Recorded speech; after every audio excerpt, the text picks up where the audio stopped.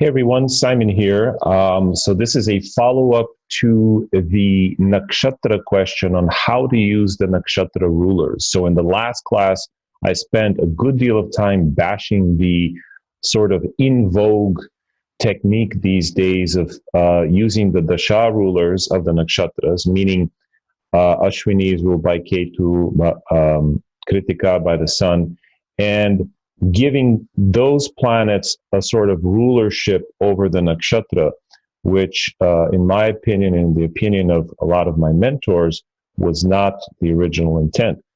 And so to get my full download of how to use the nakshatras to look at personality and how to interpret them, check out the previous class on this. So in this part 2, I'm going to show you one way to properly use the nakshatra rulers, why and how they can be used for predictive purposes specifically. But before I do that, before I launch into that, I also want to give you a little clue on which nakshatras to look at. I mean, there are 9 planets. There is an ascendant, there's a descendant, there's a 10th cusp, a 4th cusp. That's 13 different places in the zodiac we could be looking, but not all 13 are going to be as important in our lives. So one clue and one secret I can share with you, and by the way, I'll be sharing a lot of this in my Nakshatra Secrets course. So I hope you guys can check it out. If you're watching this video before December 8th, the course is going to go live then. Go to spirittype.com, click on subscribe to my newsletter, and I'll be sending out the invites to the course in my newsletter. If you're watching this afterwards, the course will be available as a replay. But in the Nakshatra Secrets course, I'll give you all of the details, not just on the secret meaning and interpretation of the nakshatras, some of which have really never been shared online before, but also when to use them. Because okay, great, now I know what this nakshatra does, but how do I know if it's relevant to my life? And if it is, when is it relevant to my life? So one clue is, and this is as taught to me by my own teachers, is to look at, so the focal nakshatras, first of all, are the ascendant, the moon, the sun, the Lagna Lord, and so those would be the top 4. Then on a second tier, you would consider the ruler of the dasha, the period that you're running. Certainly want to know about the nakshatra that planet is in. And then any planet that may be the sub dasha and the bhukti, right, that you're running. And finally, there are cusps. The first, we talked about the lagna. So the 10th cusp, the 7th cusp. For example, the 7th cusp may give you an impression, an idea of what your partner will be like, the person you end up marrying. So I've seen a lot of people, especially Indian clients, ask me, what will the spouse look like? Where will they be from? What is their socioeconomic status? How many teeth will they have? You know, what's their level of education? Do they still have their wisdom teeth or not? You know, stuff like that, very specific. One clue is to look at the nakshatra on the 7th cusp, and that will give you one idea. Of course, you'll also look at the D9, the Navamsha, both the Lagna and the 7th house of the D9 for more clues, and you build a case, okay? So one technique to know which of these is going to be the more prominent nakshatra, the more prominent influence in your life, is first of all to see, is there a nakshatra that has more than one of these, the top 4 planets? So let's say you have your Lagna and the Lagna Lord in the same nakshatra. Or you say you have the Lagna and the moon in the same nakshatra. Well, clearly that one's going to be predominant in your life. Or let's say you have the moon and another planet in one nakshatra, and your Lagna is what it is. The more emphasis there is on a particular planet or the Lagna, the more that's going to play out in your life. So to give you an example, I randomly chose this chart, like literally a minute before I pulled up the camera, and just to see how this works. Now, Elvis doesn't have anything. This is a chart of Elvis Presley. He doesn't have anything in the Lagna. He doesn't have any other planet with in the moon's nakshatra either. So he's not a candidate for this. And like I said, I didn't cherry pick this. This was just a random chart. But let's take a look. And here's the South Indian, by the way. Which is more emphasized? So in his chart, his ascendant is only aspected by Saturn. Okay? And then the ascendant nakshatra is not shared by any other planet. The moon is conjunct Saturn, but also aspected by Jupiter. And its nakshatra is also not shared by any other planet. So what do we do? And then the ascendant lord, Mars, is also not really aspected, and his nakshatra is not shared by any other planet. So what do we do with a case like this? Okay, this is actually a good pick because it doesn't give a simple answer. Well, between the Lagna and the moon, which would be the top two you want to look at, before Lagna Lord and before Dasha Lord, you want to look at Lagna or moon, which is the more emphasized. And between the two, the moon has more Shakti here. Why? Well, first of all, it has Digbala, it has strength. Okay, it has the strength of position. Second, it participates in a massive yoga in this chart, the Lord of the ninth with the Lord of the fourth. Okay. Third, it's aspected by a benefic planet. So it's yogic, it's strong by virtue of being Digbala. Yes, it's not too bright, but it's okay.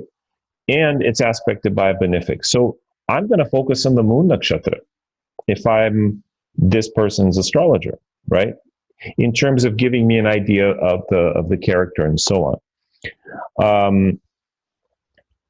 So that's a little insight, a little technique into how to pick the nakshatra that will really stand out in the person's life. Now, of course, I'm also going to want to look at the nakshatra of the period he's running. So let's see, he ran his Saturn period. In fact, let's hold off on this, and I'm going to show you how to use the nakshatra rulers for interpretation using this chart. Okay, so I hope that was that made sense. That wasn't the topic of what I'm going to talk about today, but I thought I'd throw it in because it's important to sort of sift between all the information that's out there to be able to arrive at something meaningful for the client. Okay, so how do we use the nakshatra rulers, the dasha rulers, right? In video one, I told you how not to use them. They should not be used to describe the personality of the person. Okay, so meaning that, let's say this is Elvis's chart. So his lagna, his person, is Jyeshta, which is ruled by Mercury. Therefore, he's a Mercury person. No, he's a Jyeshta person. He's a Shatabisha person. He's not a Mercury person. Okay.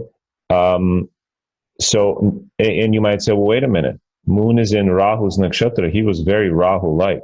Well, yes, he was. But we're going to talk about, it's not because of Shatabisha, it's because of Rahu in his chart. Okay. So, in fact, what Shatabisha more likely showed in his chart was a liking for alcohol, right? And perhaps even a trend of alcoholism in his family, because the fourth house, actually, I don't know if this is true or not biographically about him, but fourth house is your family lineage.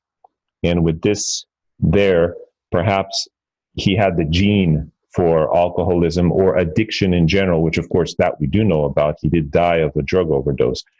But I don't know if his family, if that gene was, if it expressed, but judging at the chart, this suggests that might be the case. But Jupiter aspects it, so it works for him, at least for a portion of his life. Okay, so So the dasha ruler, how do we in fact use it? You use it to see the results of a planet. So when Elvis hits his Saturn period, okay, his Saturn period, he becomes a massive success. In fact, he becomes actually a massive success before then, even in his Jupiter period. But in Saturn, he's a megastar. So in fact, let's look at his Jupiter too. Yeah, let's go ahead and look at his Jupiter. And so here's how we use it. Jupiter, well, Jupiter is in its own star. Okay, we'll use Jupiter. So a planet, this is a technique developed by K.S. Krishnamurty, the brilliant astrologer who had lines in front of his house like miles long. People would line up. Why? Number one, because he did readings for free. Number two, because he was incredibly accurate. And number three, he wasn't just accurate about past and present, he was accurate about future things. And so he, as a result, he was very popular. In fact, one story goes that when he was teaching, so he was from South India, but he was eventually coaxed to go out and teach. One day the lights went out, which was common in India. The electricity goes out. And so as they light a lamp, one student says, Guruji, when will the lights come on? And he says, let's apply our science. And no computers back then. He calculates on a piece of paper the sublords, the lords of the day, all that stuff. And he says, 347. 347 comes around, bloop, lights come on. That's just one of many, many, many stories about Mr. Krishnamurti, who had mastered Parashari, normal astrology, Vedic astrology, if you will. But his predictions weren't coming true because, like, let's take a look at this chart, Elvis's chart. You would see, here's a man running Jupiter in the 12th house. 12th house, oh no, it's a dusthana. It's a bad house. He will not be known. 12th house, the person goes away, right? He goes away from public view. It's the ruler of the 5th in the 12th, the 2nd in the 12th, he'll spend money, blah, blah, yada, yada. This is Parashari astrology. Krishnamurti saw charts like this of people who become gajillionaires, super popular, and he said, wait a minute. Also, this Jupiter is not participating in any, yogas that we can really tell. What's happening? So he devised a system, which he then called Krishnamurti Padati, the method, Krishnamurti's method, that says a planet will give the results of its dasha ruler dispositor, of its nakshatra ruler dispositor.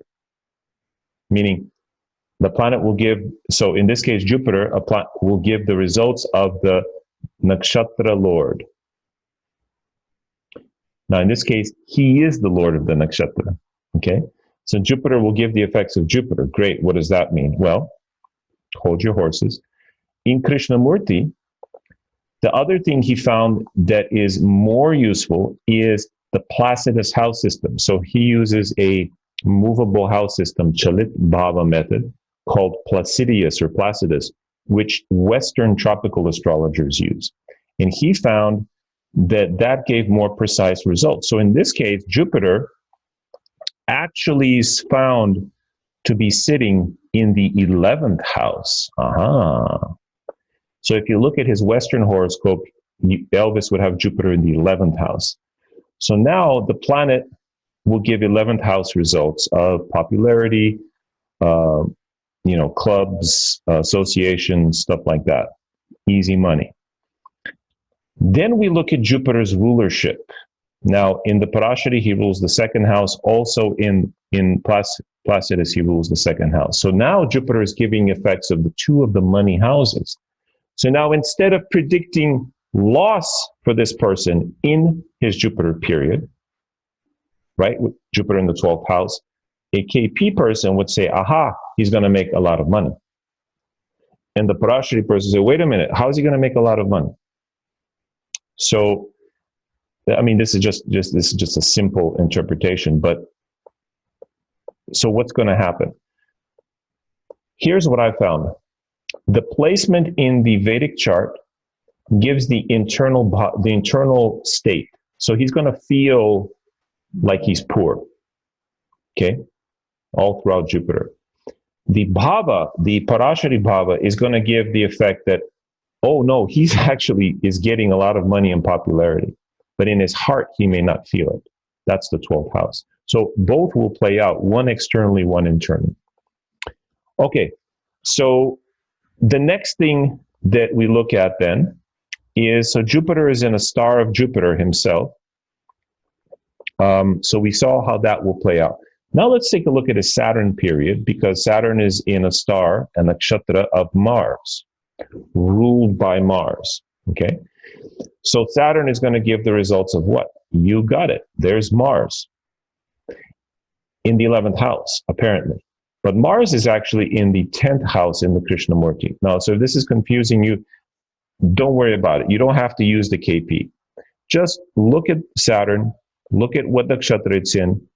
Its dispositor or its placement is what the result he's going to get. So Mars will give 11th house, but more poignantly, a KP astrologer will say, aha, in your Saturn period, you will have a career advancement. Why? Because Mars is in your 10th house. Okay. Mars rules the 5th in KP. You will have a child in your Saturn dasha. Okay. Mars rules the 6th. You will have health problems in your Saturn dasha. Okay. It's Saturn dasha, so that goes without saying, right? Anybody's going to have this. But not everyone has kids. Not everyone has career advancement. You will have enemies, open enemies. You may have to fight, that kind of thing. There may be lawsuits, things like that. But 6th house in KP is also money. It's a different system. So 6th house is an Artha house. 2, 6, and 11 are the houses of money in KP. Anyway, I'm not trying to teach you KP. I'm trying to show you how to use the dasha ruler, the nakshatra ruler, to predict. So Saturn is in a star of Mars, in a nakshatra of Mars. So he will give the results of the houses that Mars occupies and owns. This is Krishnamurty's technique. It was not intended to say that, oh, because Saturn is in a Mars nakshatra, he will be Martian. Well, what does that even mean?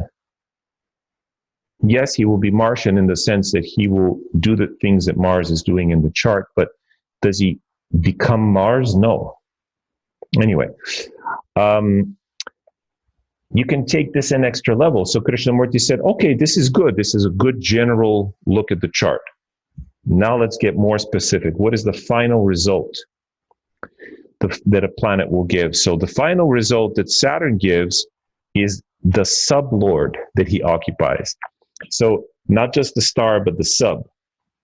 And at some point we'll teach or we'll have a class, and I highly recommend anyone wanting to learn KP astrology to look into Dr. Andrew Dutta and his excellent online course on KP astrology, from beginning to advanced, from Prashna to Natal, from birth rectification to prediction.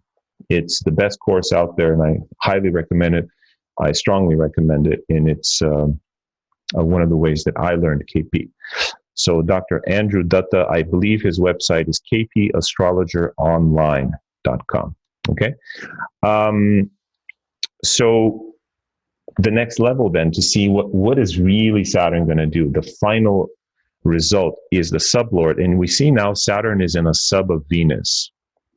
So Saturn is going to give the result of Venus. And now we see Venus is exactly conjunct Rahu. So during the Saturn period, this person will experience a massive rise in their finances. Why? Venus is in the 2nd house in KP.